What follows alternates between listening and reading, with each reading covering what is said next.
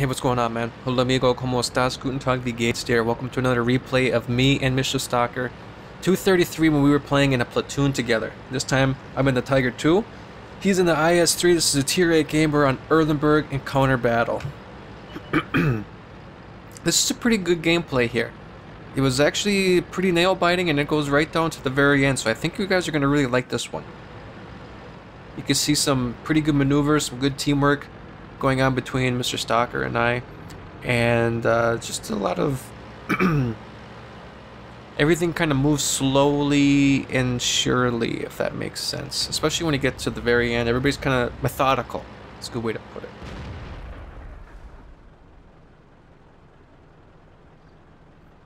So right now we're just slowly moving up this backside here on the east and trying to just slowly make sure and clear the area ahead of us so that we don't run into a trap, essentially.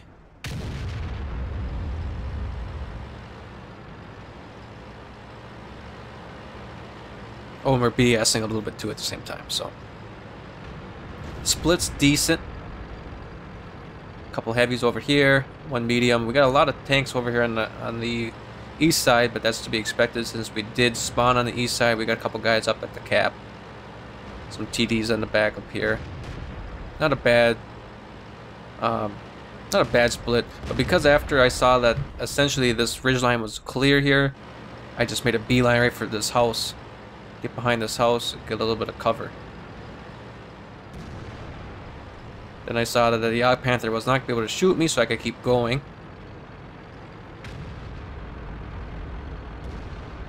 Now I'm trying to angle myself, get around this corner, and see what's going on up here on this hill.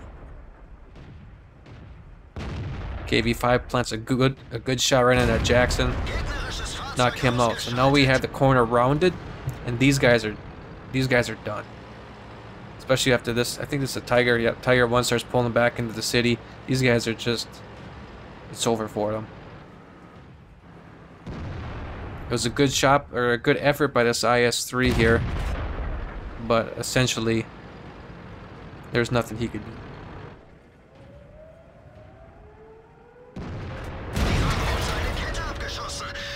Take a shot from there, Artie. Yeah, and then he backs up, and it just makes it that much easier for me.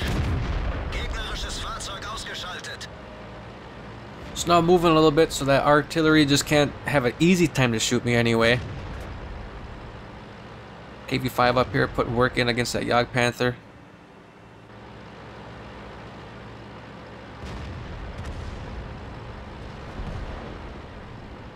But he must have been shooting at the Tiger instead of finishing the Yog Panther off.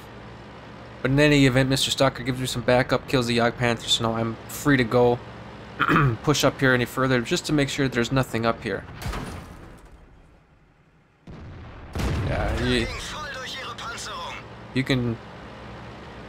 you can do that as much as you want in the Tiger, but it ain't gonna do a whole heck of a lot for you. M12 coming in on me again, so that's why I just decided I'm gonna put up the repair kit and get moving, because I didn't know what that Tiger 1 was gonna do. But he's not even looking over here. So that's just another easy kill for me to get, because he's not even looking. So now I get a little bit ticked off since that M12 artillery was hit me twice. I actually get kind of upset. I get mad when artillery key in on me and shoot me. So then I'm like, you know what? I'm going for that guy. And now we have our entire side of the map cleared. But that T-37 is way down there. I figured the T-37 is going to get the artillery.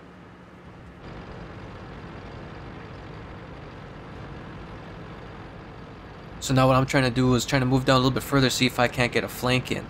Get some flanking shots in. So you can see here, even though I'm driving straight, I still have the turret pointed to the side. That's because you want to always have the turret pointed in the direction where you believe the enemy is going to be. So I still think that I got this wide open, so I'm just going to keep pushing. I want to get up, ideally I want to get up behind him, but then I see the Yog Tiger 88 up there, and I know I'm on low health, so I'm trying to angle. Somehow I'm lucky enough to take that in just in the tracks. He's in a really good spot there. I'm not going to do anything against him there. See, I'm keeping my turret pointed towards him. Trying to keep the front end of my tank pointed towards him. Just missed that one. That Dog Tiger 88's got a fast reload. Well, this is where things start to get a little bit hectic, but yeah, we do pretty good here. See, I've realized here that we got to get back.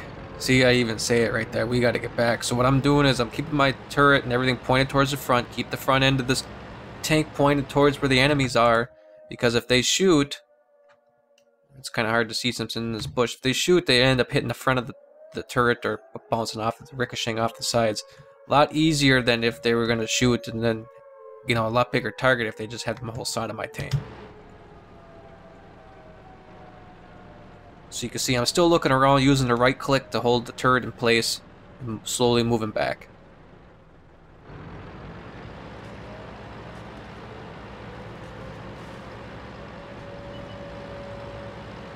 Dog Tiger 88's moving out here.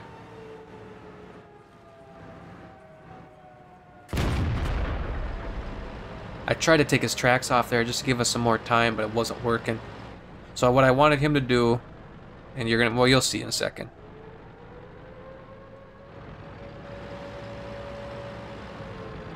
I wanted him to go to cap. I'll try to keep this guy busy. And I'm trying to shoot in that lower plate, set his engine on fire. I'm thinking if I could just get my lower plate down. But he threads the needle somehow and gets me.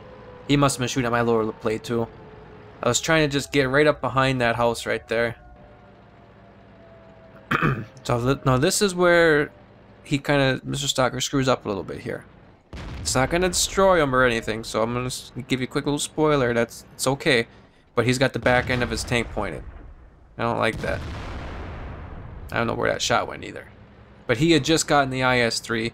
He didn't have it upgraded or anything. He said he had just gotten it and played a couple games with it. So probably doesn't have an upgraded gun or anything like that. And then there's Goodnight Susie. So now it's 2-2. They got one guy on cap. We got a guy on cap too. And we're preventing them from going any further. Between he and I, we both have 7 kills.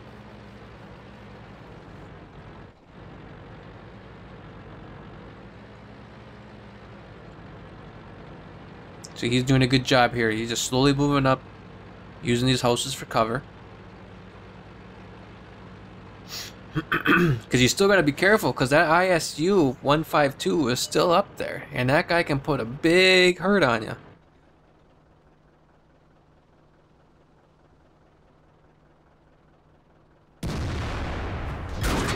And he gets him right there.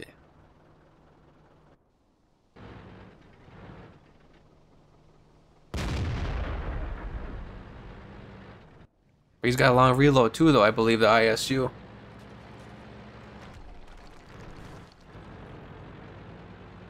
Yeah, see, here's where he does good. He backs up, stays until he gets off radar, and he moves up to this next house.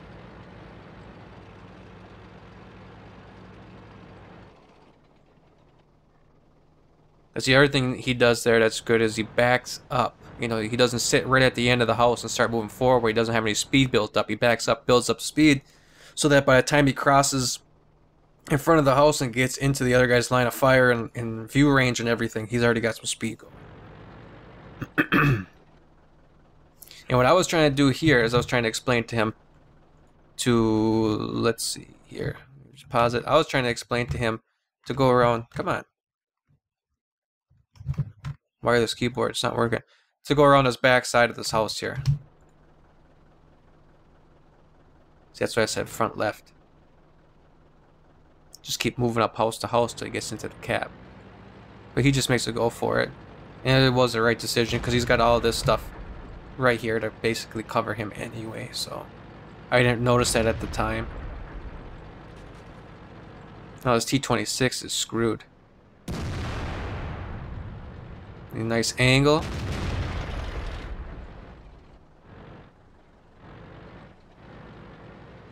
And he's really smart here. He's still standing behind that cover. He knows the ISU's up there, so he's doing a really good job. Angles for the T-26, but he still is keeping himself behind cover of that building. He's got himself angled here. Takes a shot, but no damage. And I think he actually puts him... Yeah, he ends up hitting the ISU there. Meanwhile, this T-20 is putting in work over here. Excellent teamwork between these two.